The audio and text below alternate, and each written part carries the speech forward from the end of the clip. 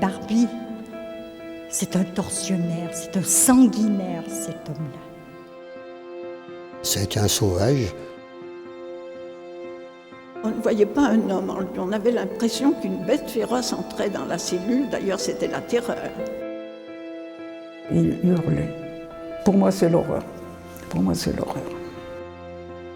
Il incarne la nuit, le noir, le mal à l'état pur. Klaus Barbie arrivera donc en France, à Lyon, ce soir à 19h30 à bord d'un avion militaire.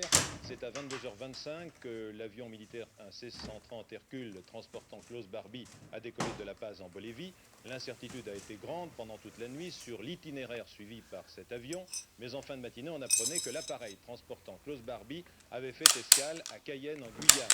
Une heure plus tard, Klaus Barbie est reparti à bord d'un avion en couleur française et selon donc les dernières informations, il est attendu ce soir à 19h30 sur l'un des deux aéroports lyonnais.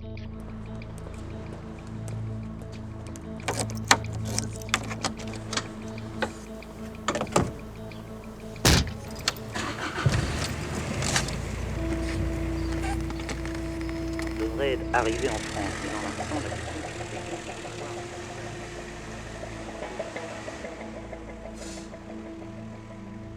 on attendait, comme vous l'avez dit, cet avion qui transporte Klaus Barbie, mais il n'est toujours pas arrivé. Il est même possible qu'il se pose ailleurs. Mais plus passent les minutes, plus la foule ici grossit, celle des journalistes, bien sûr, venus du monde entier. Il y a là des photographes, des caméramens de télévision, venus notamment du Brésil, d'Allemagne, d'Angleterre, des États-Unis. Ce vol avait été modifié. Raison justifiée puisque dans l'aéroport de Lyon, une ancienne internée de Drancy était interpellée par les policiers. Elle avait sur elle une carabine 22 long rifle.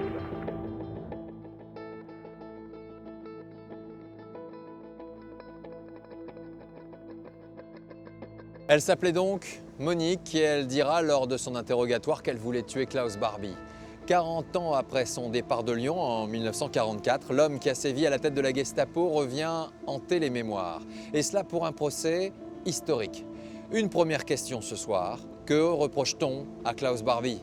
Entre autres, vous allez le découvrir, la chasse, l'arrestation, la torture et la déportation de milliers de résistants et de juifs à Lyon et dans sa région. Une liste non exhaustive de ces actes criminels qui hantent donc en ce mois de février 1983 les victimes elles-mêmes ou leurs enfants ou leurs petits-enfants. Des hommes et des femmes qui s'interrogent. Pourquoi a-t-il fallu attendre autant d'années?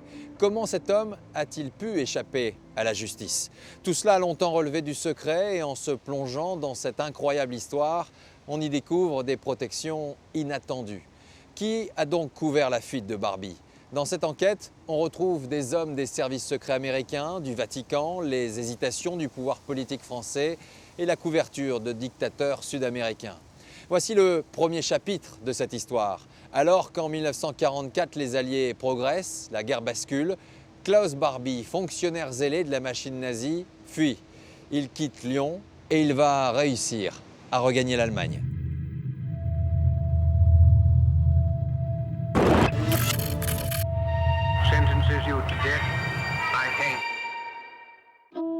Durant 2 ans, Klaus Barbie se cache en Allemagne derrière de fausses identités. Il se fait appeler Becker, Speer, Klein, Mayer ou encore Mertens. Il a échappé plusieurs fois, avec beaucoup de difficultés de la police britannique, de la police américaine, qui le cherchaient personnellement. Mais il n'est pas la priorité des Alliés. Dans les mois qui suivent l'armistice, ce sont ces hommes-là qui se retrouvent dans le box des accusés. Ils sont 24, jugés pour crimes contre l'humanité à Nuremberg en 1946. Parmi eux, Rudolf Hess, le dauphin d'Hitler jusqu'en 1941. Von Ribbentrop, ministre des Affaires étrangères du Reich, ou encore Hermann Göring, commandant en chef de l'armée de l'air. Defendant Hermann Wilhelm Göring, the International Military Bureau sentences you to death by hanging. Leur condamnation se veut exemplaire. Pour le monde entier, une page vient de se tourner.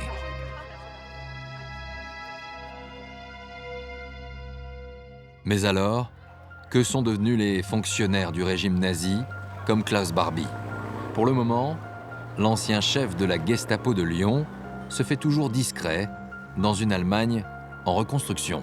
Le 8 mai 1945, l'Allemagne dépose les armes et l'Allemagne est donc divisée en 4 zones qui reviennent chacune aux Alliés. La France, le Royaume-Uni, l'Union soviétique et les États-Unis d'Amérique. Et dans cette Allemagne vaincue, d'anciens nazis comme Klaus Barbie vont devenir une arme précieuse pour les Alliés, entrer en guerre contre le communisme. Ce qu'il nous fallait, c'était des hommes de nationalité allemande qui avaient la capacité, et avec un peu de chance l'expérience, d'infiltrer les zones où les soviétiques pourraient avoir une influence en Allemagne et nous en faire un rapport. Une mission sur mesure pour Klaus Barbie, qui apparaît sous son vrai nom sur ses clichés. Des photos prises par les Américains lors de leur rencontre le 18 mai 1947 avec Barbie. Ce jour-là, il est convoqué à Memmingen, dans les locaux du CIC. Il s'agit en fait des services secrets de l'armée américaine. Convoqué, mais sans être inquiété, car il s'agit en fait d'un entretien d'embauche. L'armée américaine n'était pas trop gênée par le passé de criminel de guerre, mais en tout cas, ils ne voulaient pas savoir. Don't ask, don't tell. Je ne vous demande pas, et puis vous ne me dites pas, et puis tout ça est très bien. En ce printemps 1947, Klaus Barbie devient l'agent X3054. Dans le compte-rendu de son recrutement, il est qualifié par son employeur américain d'honnête homme, calme, courageux. Et qualité principale, ce nazi idéaliste est foncièrement anticommuniste. Il était bien vu. Il était sérieux, digne de confiance, honnête. Il était très intelligent. Il savait rassembler des informations. Il savait comment diriger des agents. C'était un espion professionnel et on était très heureux de l'avoir. Et les Américains se félicitent des états de service de leur nouvel agent. Incognito, Barbie se mêle à la foule et tente de démasquer les communistes.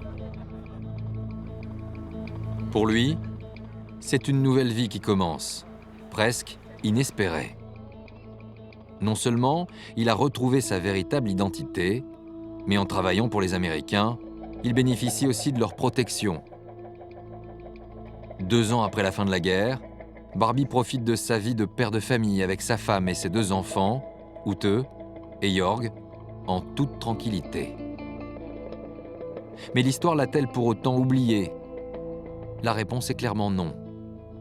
La preuve, le nom de Barbie apparaît dans ce fichier qui dresse la liste de 70 000 criminels de guerre en fuite, une liste établie par les Nations Unies. Barbie, alias Barbier, Klaus, homme de nationalité allemande. Capitaine ou lieutenant de la Gestapo. Assassin, recherché par la France.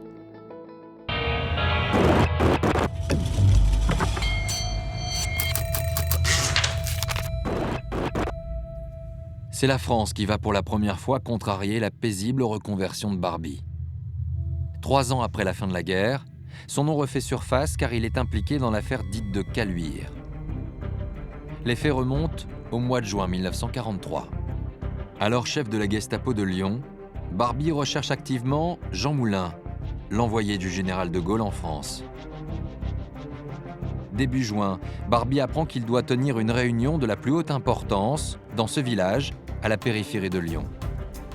Le rendez-vous est donné ici, dans cette maison, celle d'un médecin, où les allées et venues passeront inaperçues. Le 21 juin, les responsables des différents mouvements de résistance se rejoignent donc ici, en début d'après-midi. Vers 14h, Jean Moulin arrive accompagné de Raymond Aubrac, un résistant de la première heure. Dans les minutes qui ont suivi, la maison a été envahie, cernée, envahie par une bande de SS commandée par Klaus Barbie. On voit tout de suite que c'est Klaus Barbie. Ou plutôt on l'entend, parce qu'il hurle. Immédiatement, la maison est pleine de hurlements et de bruits divers. Parce qu'au premier étage, où étaient réunis nos 5 ou 6 camarades, les SS ont commencé à les frapper tout de suite.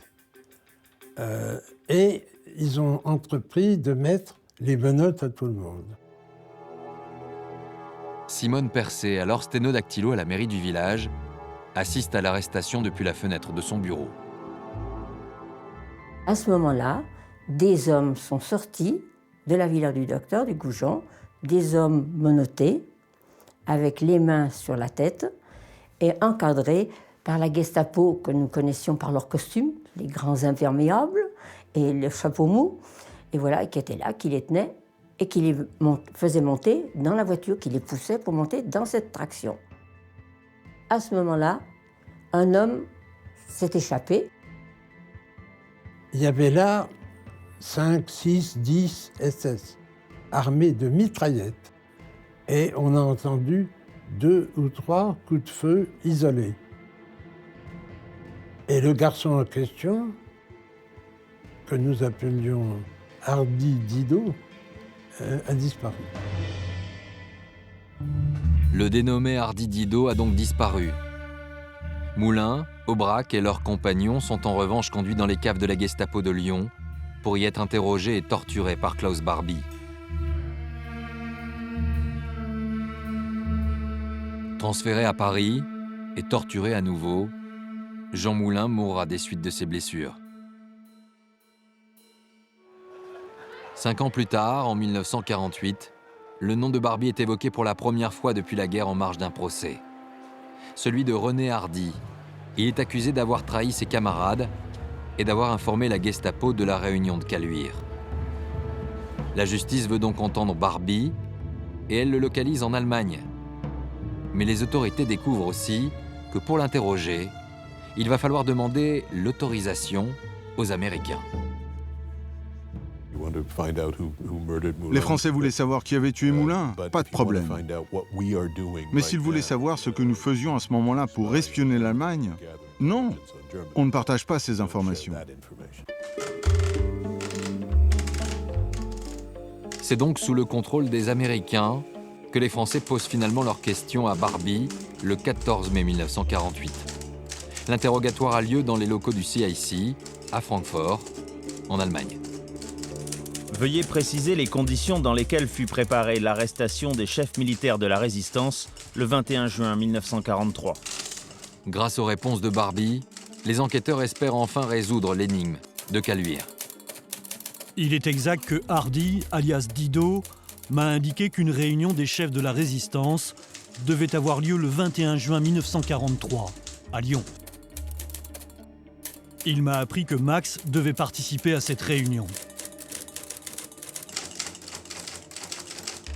Hardy m'a dévoilé la véritable identité de Max et m'a dit que son véritable nom était Jean Moulin. Tous les Allemands qui m'accompagnaient savaient que Hardy devait prendre la fuite. C'est tout ce que j'ai à déclarer. Barbie persiste et signe cette déposition à charge contre René Hardy.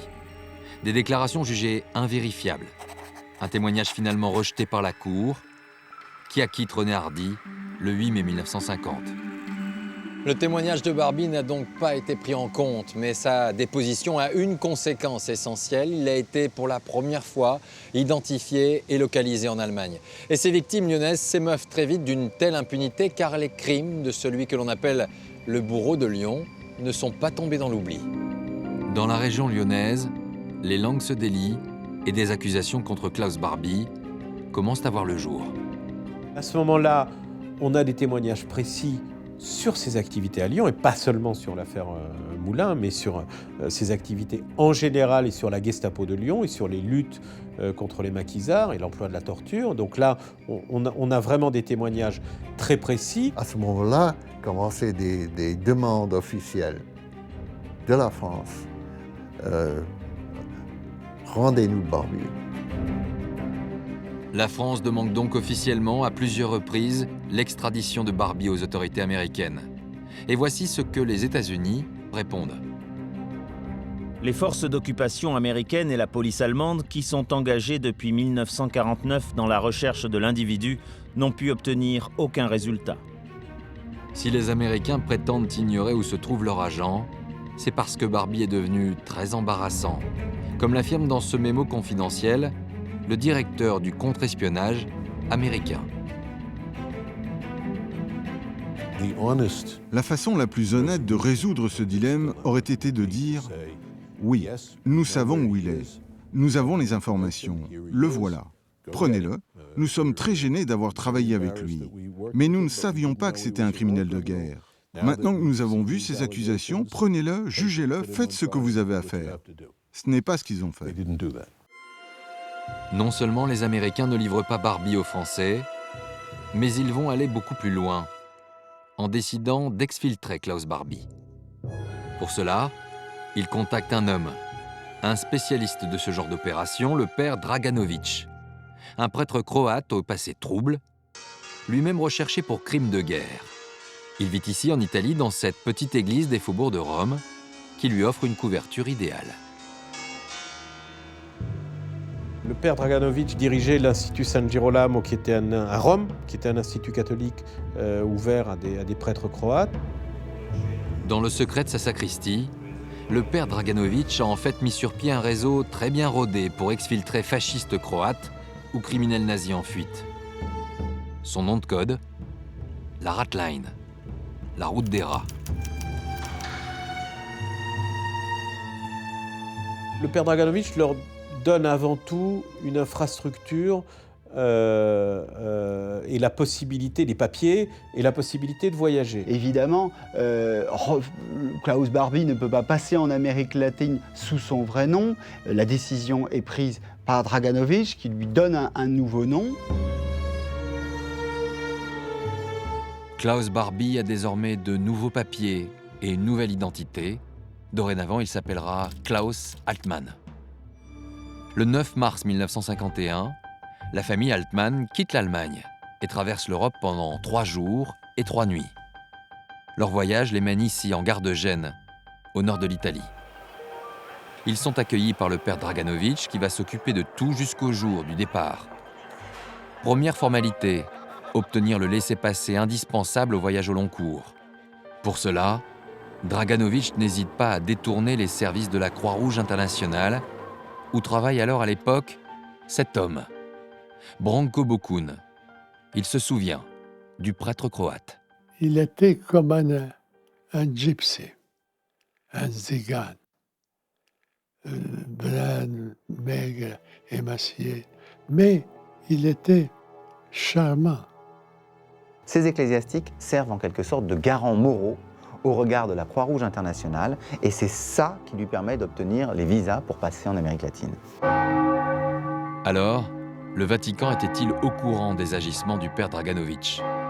La question reste aujourd'hui encore sans réponse. J'imagine que le pape ne posait pas trop de questions.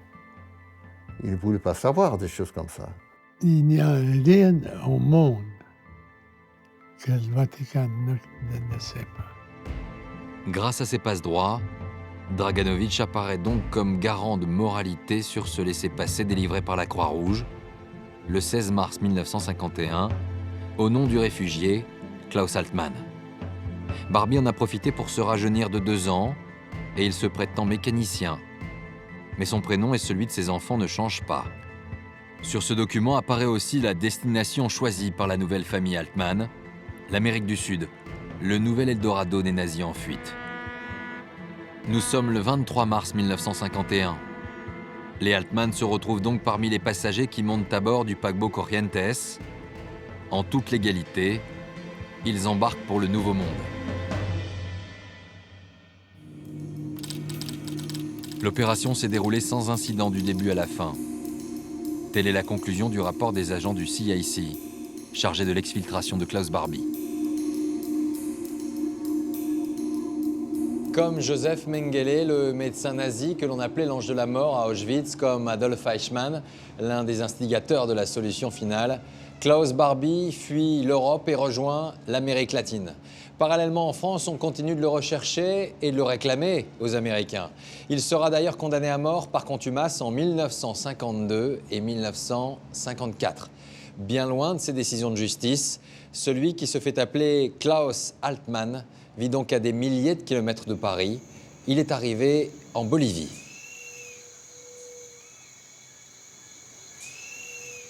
C'est ici, quelque part dans la jungle amazonienne, que Klaus Barbie pose avec ses nouveaux compagnons. Depuis son arrivée, il s'est forgé une nouvelle vie, à l'abri des regards. Il avait monté une aserradero en espagnol, c'est pour couper les bois et vendre. Il travaillait là avec des ouvriers indiens et aussi même avec des juifs. Des Indiens et des Juifs. Ironie de l'histoire, dans la Syrie où il travaille, Klaus Altmann partage son quotidien avec ceux qu'il considère comme des sous-hommes. Mais il n'a rien oublié de son passé, comme en témoigne son homme de confiance. Il s'appelle Alvaro de Castro. Je vais raconter une anecdote. Ils empilaient les planches des jassiers pour les transférer ensuite vers la ville. Mais il fallait marquer la quantité. Il a pris une craie et les a marquées avec une croix gammée. Il marquait toutes les 10 planches avec une croix gammée. Un jour, par hasard, les propriétaires juifs l'ont appelé.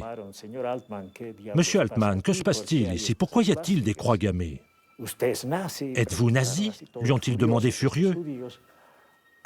Et il a dit « Non, non, c'est un symbole très beau, j'aime ce signe. » C'est ce qu'il m'a raconté. C'est un symbole très beau et il n'a rien de mauvais. Le nazisme, toujours présent. Barbie s'intègre pourtant à son pays d'adoption. Le 3 octobre 1957, il devient officiellement citoyen bolivien. Les années de discrétion dans la jungle sont alors révolues. Les Altmann sont désormais installés à La Paz, la capitale, et ils mènent une vie de famille comme les autres. Ils faisaient des balades dans le pays avec eux, ils allaient au lac Titicaca, ils voyageaient en voiture. Ils ressemblaient à n'importe quelle famille allemande qui avait déménagé en Bolivie. Parmi ces immigrés allemands, Klaus Altmann, sous son chapeau, le sourire aux lèvres, est bel et bien insouciant. Sous ses airs de père de famille ordinaire, il a mis au point des affaires variées. Exportation de quinine, commerce de bois, mais également des affaires moins officielles. Ainsi, au milieu des années 60, il est approché cette fois par les services secrets allemands qui s'intéressent à la situation politique en Bolivie. Qui mieux qu'un Allemand vivant sur place pour les renseigner?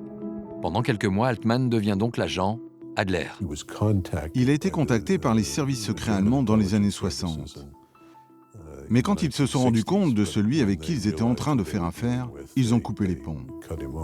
Cependant, après cette rupture dans leur collaboration, les services secrets ne jugent pas nécessaire de prévenir les autorités judiciaires de l'endroit où vit Barbie.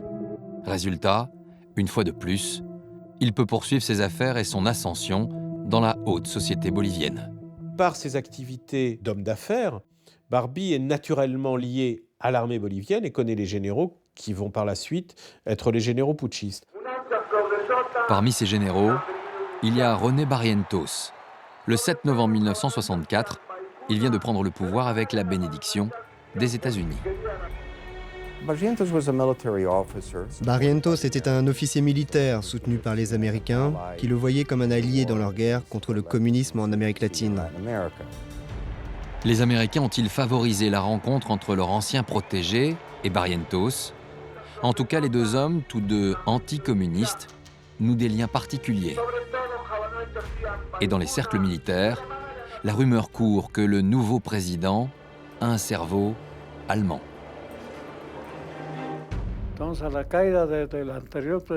Une fois qu'il a la charge de président, il fait appel à Barbie comme son homme de confiance.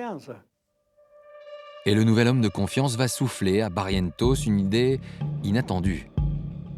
Le pays n'a pas d'accès à la mer, pourtant il propose d'acheter un bateau aux couleurs de la Bolivie. Pour cela, il met sur pied une souscription populaire sans précédent.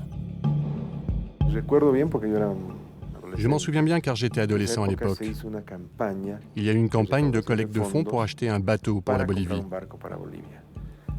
Même les enfants économisaient quelques centimes de leur argent de poche. Et même les dames de la bonne société, les bourgeoises, mettaient de côté leurs boucles d'oreilles, leurs bagues, leurs colliers, pour aider à acheter ce bateau.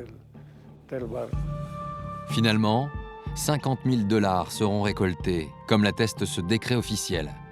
Mais il n'y aura jamais de bateau. On ne retrouve pas la trace de l'argent. En revanche, une société maritime est tout de même créée, la Transmaritima Boliviana. Voici la photo d'un des conseils d'administration. Autour de la table, celui qui en devient le directeur, Klaus Altmann. Il cherchait de la légitimité, et la Transmaritima la lui a donnée. La Transmaritima lui sert clairement de moyen pour se connecter avec le monde. Grâce à cette entreprise et à ses liens avec le pouvoir, Altmann obtient un passeport diplomatique. Il peut dès lors tranquillement voyager, Amérique latine, États-Unis, il serait même revenu en France. Des voyages d'affaires effectués à visage découvert sans aucune crainte d'être reconnu, et pour cause. Personne ne traque pour le moment Klaus Barbie. Pourtant, de l'autre côté de l'Atlantique, son nom circule à nouveau dans les dossiers des services secrets français. Des informations en provenance d'Allemagne démontrent que Barbie est bien vivant et qu'il serait à La Paz. Les services secrets français reçoivent ça. Donc la question, c'est qu'est-ce qu'on en fait? Plusieurs options. Option numéro 1, on pense qu'il est encore utile aux Américains. On pense qu'il est encore un agent des Américains. À ce moment-là, on ne va pas intervenir. Klaus Barbie est-il toujours un agent des Américains? Mais surtout, la France a-t-elle réellement les moyens de réagir? On peut se demander, est-ce que le monde judiciaire a le pouvoir d'aller faire arrêter Barbie en Bolivie? Eh bien, le monde judiciaire n'a pas ce pouvoir.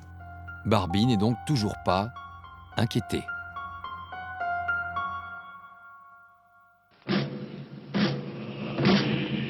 Nous sommes désormais 1 an plus tard. Au son de l'hymne de la résistance, les Français rendent hommage à l'homme qui est mort sous les coups de Barbie.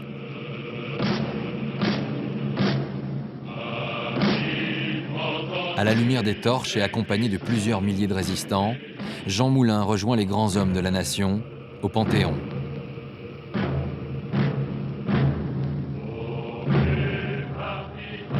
Pendant ce temps, le ministre de la Culture de l'époque, André Malraux, finit d'écrire le discours qu'il prononcera demain devant les Français et le général de Gaulle. Le jour où, au fort Montluc à Lyon, après l'avoir fait torturer, l'agent de la Gestapo lui tend de quoi écrire puisqu'il ne peut plus parler, Jean Moulin dessine la caricature de son bourreau. Bafoué, sauvagement frappé, la tête en sang, les organes éclatés, il atteint les limites de la souffrance humaine sans jamais trahir un seul secret. Ça a permis à toute une jeunesse française de savoir qui était Jean Moulin et quel a été le sacrifice de Jean Moulin et de ses compagnons et de savoir que tout ça avait été obtenu par le travail, l'horrible travail de la Gestapo de Lyon. Entre ici, Jean Moulin, avec ton terrible cortège, avec ceux qui sont morts dans les caves sans avoir parlé comme toi, et même ce qui est peut-être plus atroce, en ayant parlé. Nous sommes donc en 1964. Jean Moulin vient de faire son entrée au Panthéon. La France semble savoir où est son bourreau, en Bolivie. On pourrait donc s'attendre à ce qu'il soit définitivement l'objet de toutes les recherches, mais il n'en est rien. Jusqu'à l'entrée en scène d'un couple, un homme et une femme, pas comme les autres. L'action que nous menons excite beaucoup de haine. À la fin des années 60, Beate et Serge Klarsfeld mènent un combat obstiné. La chasse aux criminels de guerre, leur méthode, heurter l'opinion. Leur première cible est Kurt Kissinger. Celui qui est devenu le chancelier allemand était en fait l'un des hommes clés de la propagande nazie. Un tel scandale mérite à leurs yeux un geste spectaculaire. Le 7 novembre 1968, Beate Klarsfeld s'introduit au congrès du Parti chrétien-démocrate du chancelier et elle le gifle, en public en criant « Kissinger, nazi, démissionne ». Autre opération. En 1971, Il décide désormais de lutter contre l'impunité des Allemands ayant commis des crimes en France. Certains vivent en Allemagne sans être inquiétés. C'est le résultat d'un traité signé après la guerre. Cette fois, les Klarsfeld filment leur action. Ce chef d'entreprise qui se rend à son travail s'appelle Herbert Hagen. C'est l'un des responsables de la rafle du Veldiv. Ici, cet employé d'une entreprise agroalimentaire, c'est Kurt Lischka. Il était le chef de la Gestapo à Paris. Puis très vite, parmi ces Allemands qui ont sévi en France, un autre nom va attirer l'attention des Klarsfeld, Klaus Barbie.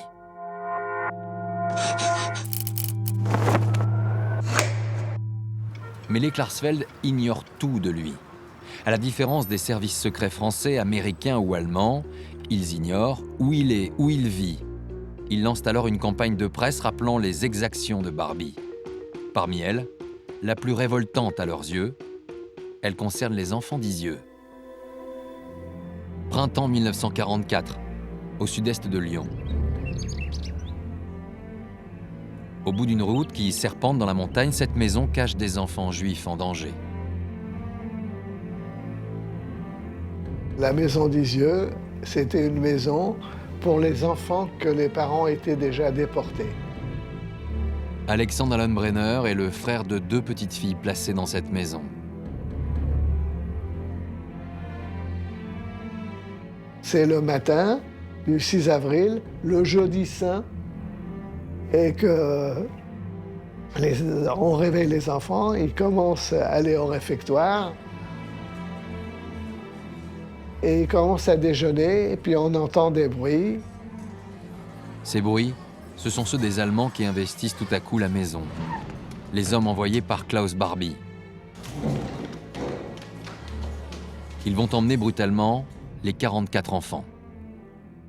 Et on les enferme le soir même à Montluc, à la prison de Montluc, qui est sinistre comme tout.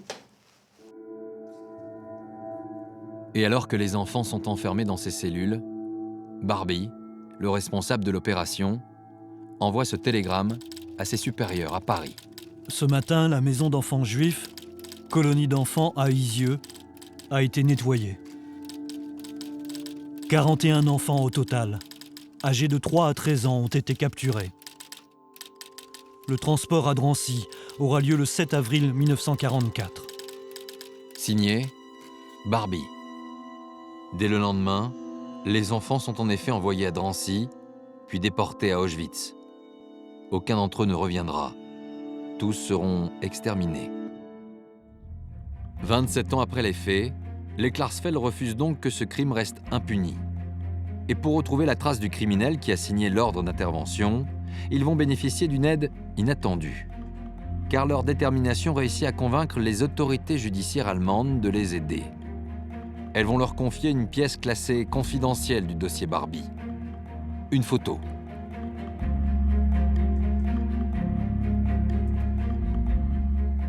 Il y a une longue table avec une dizaine de personnages qui se trouvent là, et presque au premier plan, un homme qui ressemble bien évidemment à la photo de Klaus Barbie. Et voici la photo qui va peut-être permettre aux Klarsfeld de retrouver enfin la trace de Barbie.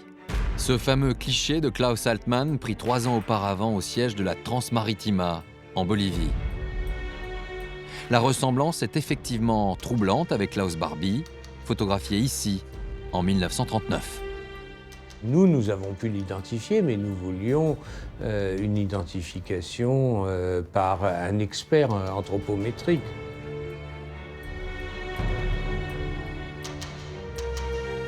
Mêmes oreilles, lobe tourné vers l'extérieur, particulièrement à l'oreille droite. Formation de l'os frontal en relief, à gauche, très caractéristique. Pli extrême des lèvres, absolument identique. Le problème, pour le moment, tout est secret. On ne dit rien parce que l'effet de surprise peut être important. Le couple choisit donc de rester discret. En revanche, il livre cette information capitale aux autorités françaises. Serge Klarsfeld rencontre alors un conseiller de Jacques Chaban-Delmas, à qui il pose un ultimatum. Je dis, voilà, nous avons retrouvé Klaus Barbie. On rendra publique l'affaire dans 15 jours s'il n'y a pas de demande d'extradition. Mais les autorités ne réagissent pas assez vite. Serge Klarsfeld fait donc le tour des rédactions parisiennes et l'affaire sort dans l'Aurore, le 19 janvier 1972. Les Français découvrent pour la première fois que le tortionnaire de Jean Moulin vit tranquillement de l'autre côté de l'Atlantique. L'étau semble pour la première fois se resserrer autour de Klaus Barbie. Beate Klarsfeld décide même de se rendre sur place en Bolivie et son acharnement va également pousser, vous allez le voir, 2 journalistes à prendre la direction de La Paz, sur les traces d'un homme qui bénéficie, encore une fois, de protection au plus haut sommet de l'État. Barrientos, l'ancien allié de Barbie, ne gouverne plus le pays depuis quelques années. Mais les dictateurs se succèdent et Klaus Altmann a su se rendre toujours utile. Il reste donc proche du pouvoir. Depuis quelques mois, suite à un coup d'État militaire, le pays est sous la coupe du général Hugo Banzer. Le gouvernement du général Banzer était un gouvernement de droite conservateur qui était soutenu par Klaus Altmann et lui permettait de rester en Bolivie. Il le protégeait. Je ne suis pas un assassin. C'est donc dans un climat bien particulier qu'atterrit une équipe de la télévision française le 31 janvier 1972.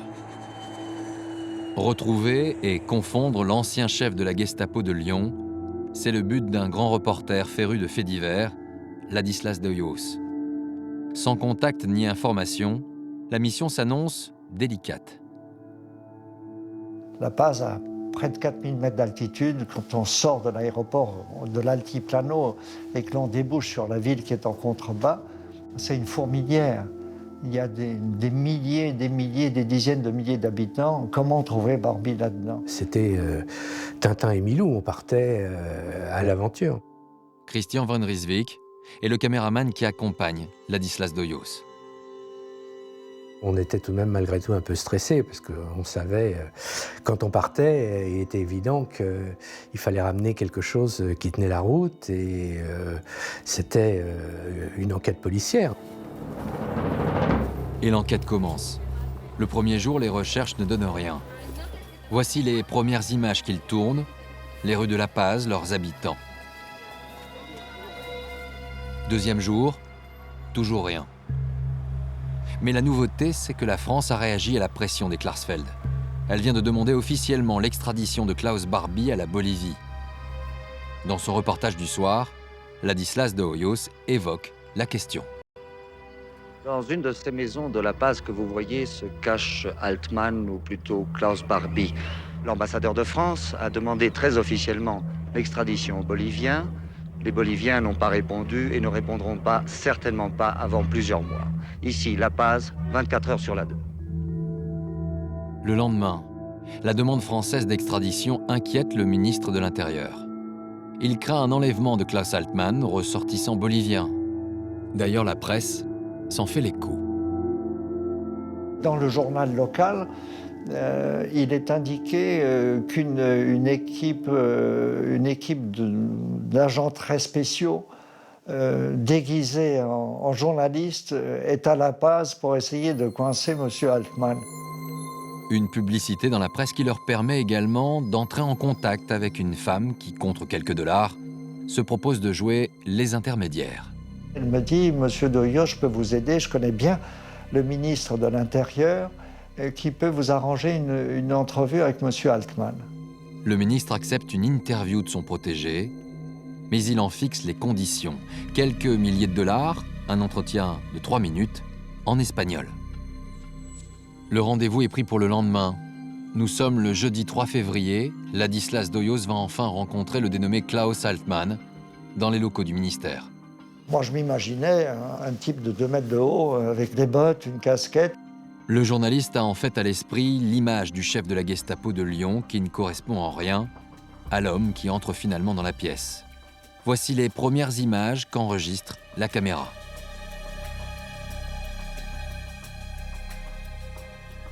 Il ressemble à un tout petit bonhomme qui avait une particularité, c'est un regard qui n'arrêtait pas de bouger. Vous voyez, des yeux, il ne se fixait pas, il était toujours avec un regard très, très, très, très mobile. Et puis une attitude tranquille, un sourire un petit peu figé, dans le style « Toi, mon bonhomme, j'en ai maté d'autres ». Tout est donc prêt pour l'interview. Comme prévu, les premières questions commencent en espagnol, jusqu'au moment où Ladislas d'Hoyos brise la règle. Tout d'un coup, changement de décor, il l'attaque en allemand. Wer Sie sind, wie heißen Sie und Ihr Vorname und wo Sie geboren sind. Moi, je regarde un peu autour, je vois le ministre, les gens autour qui commencent à se parler, à s'interroger. Je me dis, ils vont couper. Et ça continue. Ils n'osent pas interrompre. Miracle, ça continue. Die deutsche Autorität und der Richter aus München sagen, die können sicher sagen, dass Sie sind Barbie. Was denken Sie über das? Ich bin nicht Barbie, wie ich schon gesagt habe, ich bin Klaus Altmann. Mais utiliser l'allemand n'est pas la seule idée de Ladislas d'Hoyos. Et à un moment donné, au milieu de sa réponse en allemand, je l'interromps et je lui dis en français, première fois que j'employais le français, je lui dis « Mais n'êtes-vous jamais allé à Lyon ?» N'êtes-vous jamais allé à Lyon? Ich bin nicht in Lyon gewesen, also. Allez dire ça à quelqu'un qui prétend ne pas comprendre le français. N'êtes-vous jamais allé à Lyon? Il ne comprendra rien. Il m'a répondu sans la moindre hésitation, en allemand, à Lyon, j'ai pas mis les pieds. Je dis là, mon bonhomme, tout flic que tu es, tu viens de te faire avoir. Le journaliste vient de prouver que le supposé Altmann maîtrise parfaitement le français. Je présente Klaus Altmann. Mais il n'en reste pas là. La photo de Jean Moulin. Je lui ai demandé s'il le reconnaît. Le journaliste n'attend pas seulement la réponse de Barbie, il vient aussi de le piéger. Il pose son pouce sur la photo, ce qui me permettait d'avoir une empreinte de ce monsieur Altmann. Avec cette empreinte, il espère pouvoir confondre officiellement Barbie. Un double jeu s'est installé entre les deux hommes. Le journaliste veut aller encore plus loin et lui demande alors de répéter des phrases en français. Et voici sa réaction. So viel Französisch kenne ich nicht. Je suis pas sûr de posséder assez de français pour ça. Je lui ai dit, mais je vais vous aider. Je ne suis pas un assassin. Je ne suis pas un assassin. Je n'ai jamais torturé. Je n'ai jamais torturé. Je ne crois pas ce que j'entends. Enfin, c'est surréaliste, surréaliste. Barbie se plie à l'exercice, jusqu'aux dernières questions où il est beaucoup moins docile. Je ne suis jamais allé à la Gestapo de Lyon. Je ne suis jamais allé à la Gestapo de Lyon. De Lyon. De Lyon. Je ne connais pas Jean Moulin. Je ne connais pas Monsieur Moulin. Moulin, c'est un vieux, je pense. Barbie a beau feindre ses hésitations, il ne trompe personne. Et lorsqu'il serre la main à Ladislas d'Hoyos pour lui dire au revoir, il affiche un sourire de façade. Il a bien compris qu'il ne sort pas indemne de cette interview.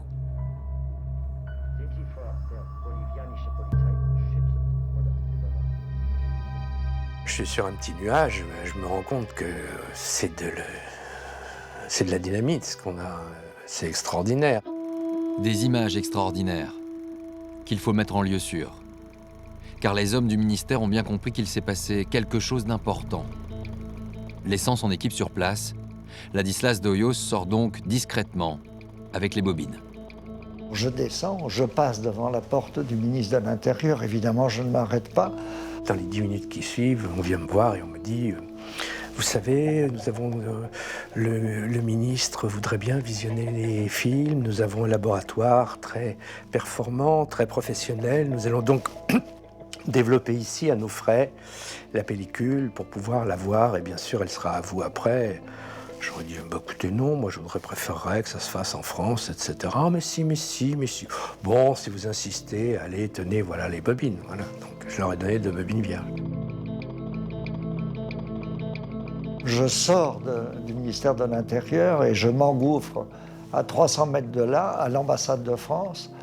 On ouvre le coffre et on pose tout à l'intérieur, on referme le coffre, on m'offre un whisky et je me suis mis à chialer, à pleurer, vous savez, comme les sportifs à la fin d'un match. Convaincus que les journalistes étaient en fait des agents français, les Boliviens décident d'enfermer Barbie le soir même pour le protéger. C'est donc à la prison San Pedro que se rend Ladislas d'Hoyos dès le lendemain pour y faire ses photos. 150 $ lui ouvrent les portes et les deux hommes se retrouvent de nouveau face à face. Mais depuis la veille, Barbie a changé. Il m'a menacé, il m'a dit ici je ne peux rien, Monsieur Hoyos, mais faites attention où vous mettez les pieds. Le prix de la vie humaine à La Paz, à cette époque-là, c'était pas grand-chose, c'était quelques dollars, donc qu'il valait mieux qu'on prenne l'avion rapidement et on est parti vite. Entre les murs de sa cellule, Barbie a de quoi être sûr de lui. Car il n'est pas n'importe quel citoyen bolivien. L'homme protégé par le président Banzer est en fait depuis quelque temps déjà l'un de ses conseillers spéciaux. Le savoir-faire de Barbie, c'est quoi? C'est un savoir-faire de police, c'est un savoir-faire d'interrogatoire, de torture, disons-le, et c'est un savoir-faire de renseignement. Tout ça, c'est utile dans une dictature. Et la dictature profite des conseils de l'ancien nazi. Parmi les cibles prioritaires de la police de Banzer, les militants de l'opposition comme Mirna Murillo. Elle n'a rien oublié de la nuit où elle s'est fait arrêter. Il a commencé les coups, etc. Et à un moment donné, quand j'étais assise comme maintenant dans un fauteuil, parce qu'on m'avait poussé là comme ça, j'ai vu la porte entrouverte et quelqu'un qui il a voulu voir. Maintenant je sais, c'est Barbie. C'était Barbie. Barbie ne donne pas les coups, mais il n'est pas là par hasard. Il conseillait la façon de mieux frapper pour avoir des réponses. On ignore encore aujourd'hui combien de personnes ont été torturées sous le regard de Barbie. Une certitude, il a eu une réelle activité auprès de la dictature. Ces menaces sont donc prises très au sérieux par l'équipe de Ladislas d'Hoyos, qui va donc regagner la France au plus vite.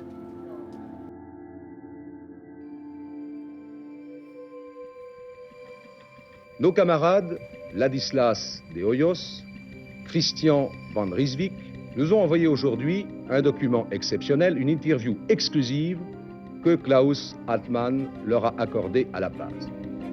Alors que l'équipe est dans l'avion du retour, les images envoyées en France par la valise diplomatique sont diffusées en présence de témoins essentiels. Sur le plateau, des victimes de Klaus Barbie ont été invitées à regarder l'interview pour reconnaître celui qui était leur tortionnaire. Parmi eux, Raymond Aubrac, arrêté par Barbie à Caluire avec Jean Moulin. Mais aussi Simone Lagrange, arrêtée par Barbie alors qu'elle n'avait que 13 ans.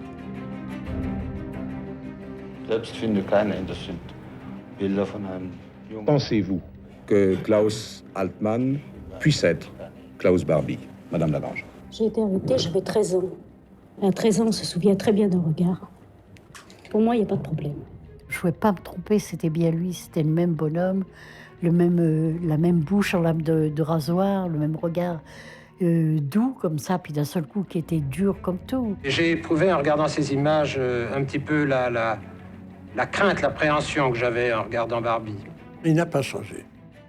Il a vieilli un peu, bien sûr, ses traits sont un peu ridés, mais il a très peu changé.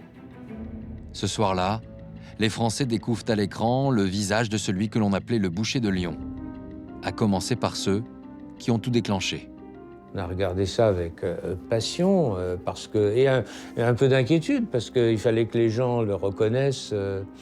Parce que si, imaginons, 2 ou 3 personnes avaient dit non, je ne reconnais pas, etc., même avec les meilleures preuves, ça retombait dans l'opinion publique. L'émission a bien sûr un énorme retentissement en France. Le lendemain, devant l'ambassade de Bolivie à Paris, les pancartes sont assez claires. Mais la pression de l'opinion ne change rien. La demande d'extradition est toujours en souffrance. Alors, le 11 février, le président Pompidou envoie personnellement une lettre au général Banzer. Monsieur le Président, vous êtes certainement informé du retentissement profond qu'a eu en France la révélation de l'identité sous laquelle se cache Klaus Barbie. Il s'agit d'un criminel de guerre, tortionnaire de nombreux Français, parmi lesquels Jean Moulin, héros de la Résistance dont le souvenir est révéré par toute notre nation.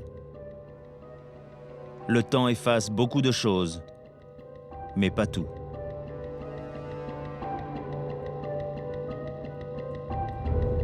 Mais cette lettre ne change rien à l'attitude du président bolivien. Face à ce statu quo, les Klarsfeld vont alors décider de franchir une nouvelle étape de leur action. On aurait pu l'abattre. Je veux dire, il sortait, c'était pas difficile, on aurait pu envisager de le faire, mais ça aurait été un règlement de compte, c'est tout. Ce ne sera donc pas une exécution, mais un kidnapping. Comme ce fut le cas pour cet homme, Adolf Eichmann, l'un des organisateurs de la solution finale qui vivait paisiblement en Argentine. Il fut capturé en pleine rue par un commando des services secrets israéliens. En 1961, il sera jugé et condamné à mort par un tribunal à Jérusalem. Fin 1972, c'est donc un enlèvement de Barbie qui va être planifié par Serge Klarsfeld et deux opposants à la dictature bolivienne. Le premier, c'est Régis Debray. Il est journaliste et militant d'extrême gauche. Tout comme Gustavo Sanchez, bolivien, exilé au Chili depuis 2 ans. C'était un homme assez facile à enlever. Il fréquentait les cafés, il vivait normalement, comme n'importe quel autre Bolivien. Le plan qui est mis sur pied est le suivant. À La Paz, Barbie sera enlevé, jeté dans une voiture et amené ici à la frontière bolivienne. Il sera alors mis dans un petit avion à destination du Chili. De là, il pourra être extradé vers la France. Le rôle de Serge Klarsfeld, c'est de rassembler de l'argent pour financer l'opération. 5 000 $ qu'il va apporter en main propre à ses complices. Mais pour passer les frontières, il va devoir changer d'identité, car depuis le début de son action, son nom ne passe pas inaperçu. Il demande donc à un ami de lui prêter son passeport.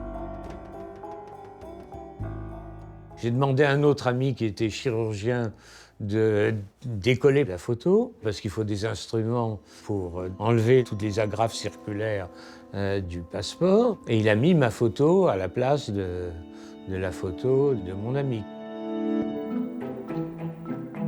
Dès lors, Serge Klarsfeld retrouve ses complices au point de rendez-vous fixé ici, au Chili. J'ai donné les 5 000 $ et on s'est souhaité bonne chance et tout. Et puis, je suis reparti. Avant de se séparer, ils immortalisent cette rencontre insolite avec cette photo. L'opération peut commencer, mais elle va tourner court.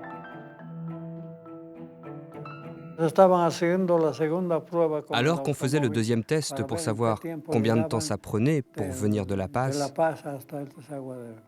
on a eu un accident.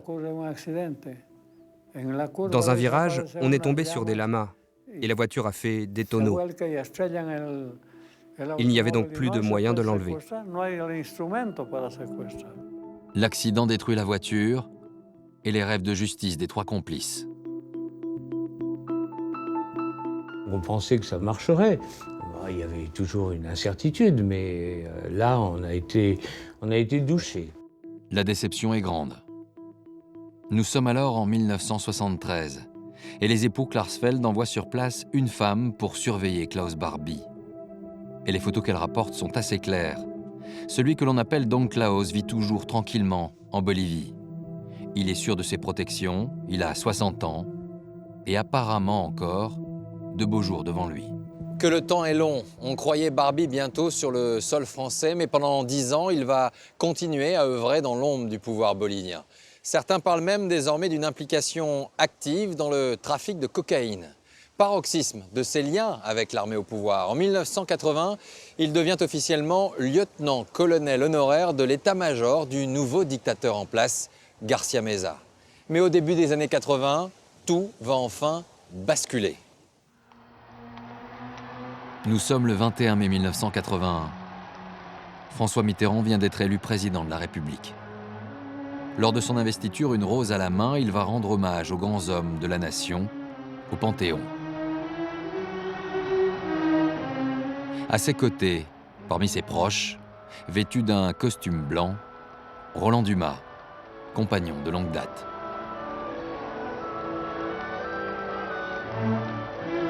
J'étais dans la foule, j'étais sur le parvis du Panthéon avec lui quand il est parti avec la fleur à la main, qu'il est entré sur les différents tombeaux et qu'il a posé des fleurs les unes après les autres sur les tombes de ceux qui voulaient honorer.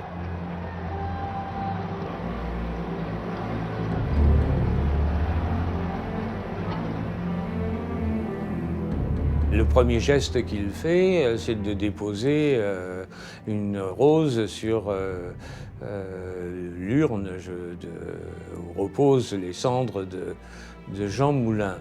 Et à ce moment-là, nous nous disons, ben voilà quelqu'un qui sera notre allié, d'autant plus qu'il prend Régis Debray comme conseiller spécial. Le choix de Régis Debray, l'hommage public à Jean Moulin, le dossier Barbie va-t-il enfin pouvoir avancer ? Jean-Louis Bianco est alors secrétaire général de l'Élysée. C'est quelque chose qui est discuté, qui est recherché, mais où rien de spécial ne se passe tant qu'on n'a pas un changement de régime, puisqu'en Bolivie, à l'époque, c'est une dictature militaire.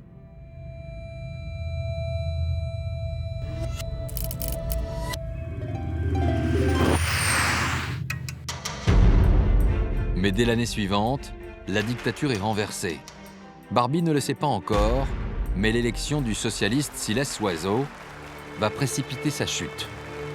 Première décision du nouveau président, il nomme au gouvernement le journaliste Gustavo Sanchez, l'ancien opposant revenu dans son pays pour couvrir l'élection.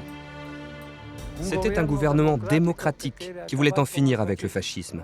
Il fallait expulser Barbie du pays, il fallait le remettre à la France. Gustavo Sanchez en Bolivie, Régis Debray en France, les artisans de l'enlèvement manqué de Barbie murmurent désormais à l'oreille de leur chef d'État. À La Paz, Barbie ne sait pas que son destin se joue. Les rumeurs de son expulsion, qui courent déjà dans les cafés, semblent le laisser indifférent. Klaus me dit qu'il n'y croit pas. J'ai confiance dans les lois boliviennes, il n'y a pas d'extradition possible. En Bolivie, je n'ai rien fait de mal. Je n'ai pas volé, je n'ai pas tué, je n'ai pas torturé. Bien qu'on ait raconté un tissu de mensonges, tout est faux. Complètement faux. C'est pour ça qu'aujourd'hui encore, je me promène seul dans les rues. Je n'ai peur de rien, car je n'ai rien fait. Son nom, Klaus Barbie, ou encore Klaus Altmann. Son surnom, le boucher de Lyon. Barbie s'était refait une vie en Bolivie, à l'abri d'un régime peu suspect d'hostilité à l'égard des anciens nazis. Barbie a pourtant été arrêté la nuit dernière à La Paz pour escroquerie. Barbie lui est arrivé ce qui est arrivé à Al Capone. Il est arrêté, Barbie, pour une dette qu'il n'aurait pas réglée, qui remonte à la Transmaritima. Il est arrêté sous un faux prétexte. En tout cas sous un prétexte qui n'était pas son expulsion par les autorités boliviennes. Le président bolivien a donc tenu parole. Pour une dette impayée de $10 000, Barbie a été enfermé ici à San Pedro. Comme 10 ans auparavant, il pense qu'il suffira de quelques jours pour en sortir. Mais c'est bien la première étape du plan élaboré par les autorités. Car désormais, les Boliviens sont prêts à livrer Barbie. Alors, à l'Élysée, les discussions s'animent. Le chef de l'État semble avoir quelques réserves. Je pense que François Mitterrand était animé par plusieurs sentiments. C'est-à-dire qu'il avait de la haine, presque de la haine vis-à-vis de personnages comme ça. Mais en même temps, il était inspiré par un autre sentiment qui était celui d'un chef d'État de la France, qui avait donc souffert de la division du pays entre les pour et les contre. Et qu'il ne fallait pas, selon le mot de Georges Pompidou, qui n'était pas de François Mitterrand, mais de Pompidou, il ne fallait pas rouvrir la blessure entre les Français. Il y avait certaines inquiétudes qui se faisaient jour, d'ailleurs, du côté plutôt des mouvements de résistance, disant voilà, s'il y a un procès public avec Barbie, ce scélérat accompli va inévitablement monter quelques scénarios pervers, et dans ce scénario pervers, à propos de l'arrestation de Jean Moulin et de la dénonciation de celui-ci, on va essayer de déshonorer ou de souiller telle ou telle figure de la résistance. Voilà, altérer l'image de la résistance. C'était ça la préoccupation, c'est pas autre chose. À mon avis, au fond, c'est qu'il préférait qu'on ne parle pas trop de cette période. Vous savez quand même que moi je le savais, puisque j'avais suivi sa carrière, je savais d'où il venait, c'est-à-dire que c'est quelqu'un qui est passé à la résistance en janvier-février 1943, que c'est quelqu'un dont le parcours est tout à fait honorable, mais qui vient quand même d'un milieu de droite et qu'il a été maréchaliste. Est-ce son passage par l'administration de Vichy, encore peu connu du grand public, qui freine François Mitterrand dans sa décision? Ou craint-il de raviver d'anciennes divisions entre les Français? Il partage ses doutes sur l'opportunité de juger Barbie en France lors d'une réunion en comité restreint à laquelle participe Robert Badinter. Je suis intervenu et là, j'ai dit, mais je ne comprends même pas ces discussions. Nous avons dans la loi un texte très précis qui met au sommet du crime le crime contre l'humanité. C'est-à-dire l'assassinat en masse de civils, génocide, déportation, etc. C'est le cas de Barbie. Je ne comprendrais pas une seconde que puisqu'on nous offre de livrer Klaus Barbie, pour des raisons liées à certaines ombres du passé, on n'accepte pas cette livraison, et à ce moment-là, qu'on ne jugea pas Klaus Barbie. Et Mitterrand dit, c'est parfaitement exact, la question a été tranchée. Le feu vert est donné par François Mitterrand. Dans le plus grand secret des deux côtés de l'Atlantique, on s'active pour organiser le retour de Barbie. À La Paz, les hommes clés du dispositif sont Siles Suazo, le président bolivien, le vice-ministre de l'Information, Gustavo Sanchez, et l'ambassadeur de France en Bolivie, Raymond Césaire. À Paris, c'est principalement le garde des Sceaux, Robert Badinter, et le secrétaire général de l'Élysée, Jean-Louis Bianco, qui ont la main sur ce dossier. L'idée qu'un avion bolivien l'expulse, enfin accompagne ce monsieur expulsé, l'amène en France, les Boliviens n'étaient pas chauds et juridiquement ça aurait été très fragile. C'était de ma part une volonté absolue, constante, tout au long de cette affaire, précisément parce que c'était le premier criminel contre l'humanité qu'on allait juger en France, que nous soyons irréprochables au regard des exigences du droit. Faire venir un avion français, c'était hors de question parce que ça aurait été judiciairement et juridiquement très, très contesté. Donc l'accord se fait assez vite sur l'idée que c'est un appareil bolivien qui transportera Barbie jusqu'à Cayenne, où se trouve un avion français. Cayenne, en Guyane, un territoire français en Amérique du Sud, à seulement quelques heures de vol de La Paz. Dès que Barbie en foulera le sol, il deviendra un justiciable aux yeux de la loi française. Dès lors, comme l'exigeait Robert Badinter, le droit sera totalement respecté. La Paz, 4 février 1983. L'opération expulsion est pour aujourd'hui. Pour la mener à bien, le président Suazo nomme Gustavo Sanchez au ministère de l'Intérieur. Ainsi, il a les pleins pouvoirs pour honorer la mission qui lui est confiée. Il m'a donné le dossier Klaus Barbie. Qu'est-ce que je fais? Tu as l'ordre de l'expulser. Très bien, on va l'expulser. 10 ans après l'enlèvement raté de Barbie, c'est pour lui enfin l'occasion d'accomplir ce qu'il souhaitait, expulser l'ancien nazi. En quelques heures, tout est prêt. Rien n'est rendu public, pourtant la presse est au courant et s'attroupe devant la prison. Gustavo Sanchez imagine alors une diversion pour faire sortir Barbie. J'ai déguisé le gouverneur de la prison en Klaus Barbie, avec un poncho sur la tête. Et je l'ai mis dans une Jeep. Direction l'aéroport. Et le vrai Barbie, la tête dissimulée derrière un journal, sort de la prison une demi-heure plus tard, sous le regard seulement de quelques photographes. Mais Gustavo Sanchez ne l'emmène pas directement à l'aéroport. Il fait un détour par le ministère de l'Intérieur. Sur ces images, les derniers instants de Barbie, en Bolivie. Menotté, sous bonne garde, dans les sous-sols du ministère, il se voit signifier le motif de son expulsion, l'acquisition frauduleuse de la nationalité bolivienne. Il était très détendu, totalement convaincu qu'il n'allait pas se passer ce qui s'est passé. Il pensait qu'on l'emmenait de la prison jusqu'à une caserne où il serait emprisonné le temps de faire les papiers d'extradition. Face à la caméra, il semble résigné. Au pire, Barbie s'attend à être extradé en Allemagne. Quelques instants plus tard, il est à nouveau emmené par Gustavo Sanchez, direction cette fois l'aéroport de La Paz. Sanchez escorte Barbie jusque sur le tarmac, où un homme les attend impatiemment. Il est le seul à avoir été autorisé à filmer cet événement historique. C'est Carlos Soria, journaliste à la télévision bolivienne. Barbie, je le vois pour la première fois quand il arrive dans la nuit, dans un endroit éclairé de la base aérienne, menotté et entouré de beaucoup d'agents. Également sur les lieux, Pierre Viau, premier conseiller de l'ambassade de France. Donc c'est la première fois que je voyais Altman Barbie, mais je l'ai bien reconnu, hein, bien sûr. Et il m'a fait d'ailleurs l'effet de quelqu'un quand même assez fatigué, mais pas inquiet. On s'est mis en marche et donc on est allé vers l'avion. Barbie est monté par le plan incliné et il s'est assis dans un coin de l'avion.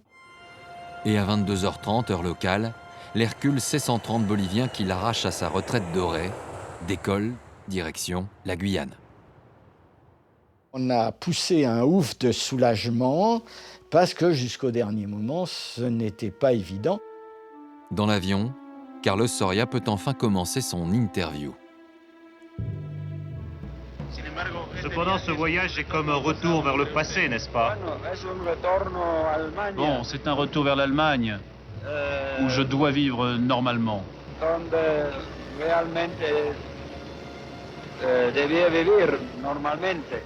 Atterrir en Allemagne, c'est la seule préoccupation de Barbie. Il me dit « on va en Allemagne ?»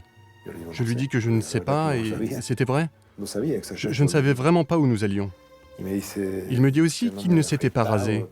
Combien coûtera un rasoir électrique en Allemagne? Parce que nous allons bien en Allemagne, non? Barbie ne soupçonne pas que dans quelques heures, l'avion se posera en territoire français. Pendant ce temps, à Paris, les organisateurs de l'opération restent fébriles. Il y a en effet une tension, une inquiétude diffuse, je pense, chez tous les acteurs, aussi bien ceux qui sont en Bolivie, Claude Silberzan à Cayenne, nous à Paris. L'idée qu'au fond, il peut y avoir un grain de sable, Klaus Barbie peut se révolter, il peut y avoir un incident. Donc c'est une inquiétude sous-jacente, diffuse.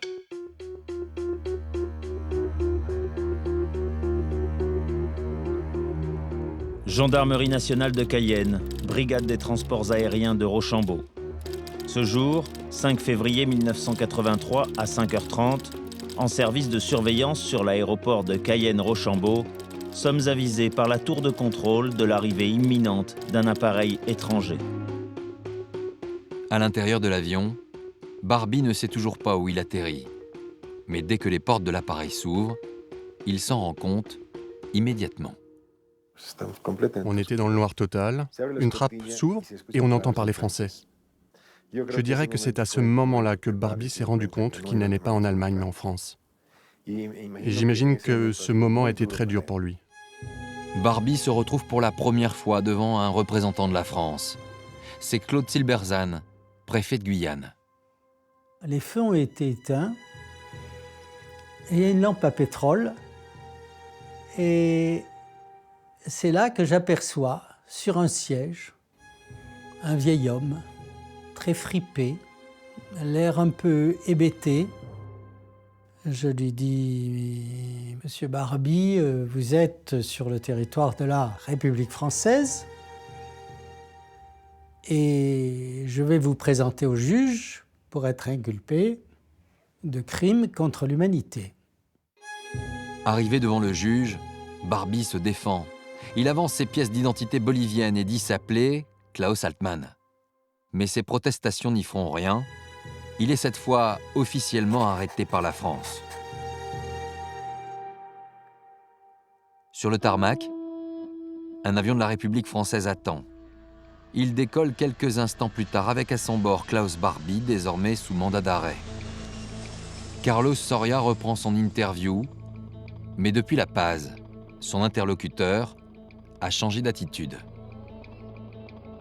Moralement, il est abattu, parce qu'il sait qu'il sera en territoire français. Vous croyez que la France, l'Europe, le monde doivent oublier vos crimes? Oui, absolument. Parce que tant de crimes nouveaux se sont produits. Plus de 100 guerres après la Deuxième Guerre mondiale. Et tous les crimes récents qui sont connus du public. Barbie n'est pas encore arrivé en France, mais il est déjà en train de définir sa ligne de défense. Mais cependant, vous savez que les peuples d'Europe, et particulièrement la France, n'ont pas oublié. J'ai oublié. S'ils n'ont pas oublié, eux, c'est une autre affaire. J'ai oublié, dans tous les cas, après la guerre, tout ce qui s'est passé. Et je n'ai pas haï. J'ai fait mon devoir. L'opération est presque terminée, à un détail près. Où interner Barbie? L'administration pénitentiaire a prévu de l'enfermer à la prison Saint-Joseph de Lyon. Mais alors que Barbie est encore dans l'avion, c'est le garde des Sceaux qui intervient. J'ai dit non, ça non. Barbie, à son arrivée, doit être conduit au fort de Montluc. Il doit aller sur les lieux de ses crimes. Il doit, à son tour, passer la nuit dans une cellule, là, attendant son destin.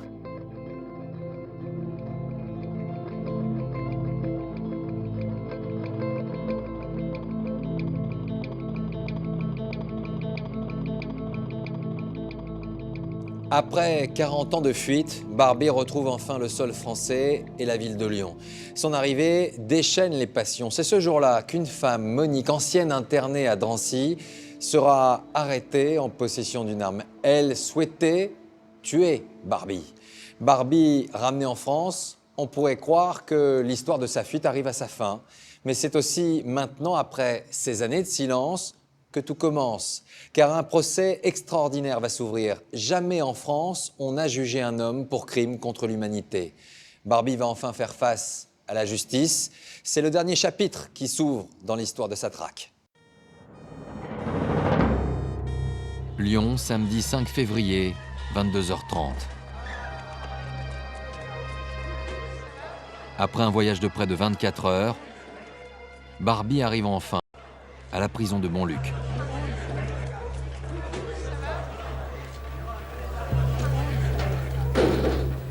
Je lui dirai rétrospectivement « Bienvenue, cher ami ». Barbie est désormais un détenu ordinaire.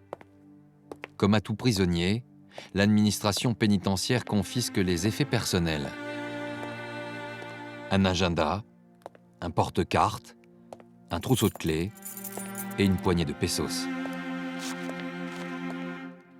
Le juge d'instruction lui signifie alors son inculpation. Il est 1h du matin quand Barbie est mis sous les verrous.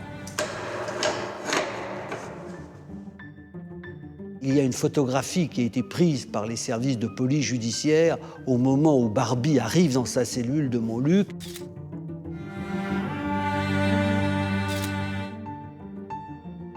On voit cet homme évidemment beaucoup plus âgé que celui qui avait quitté Lyon en 1944.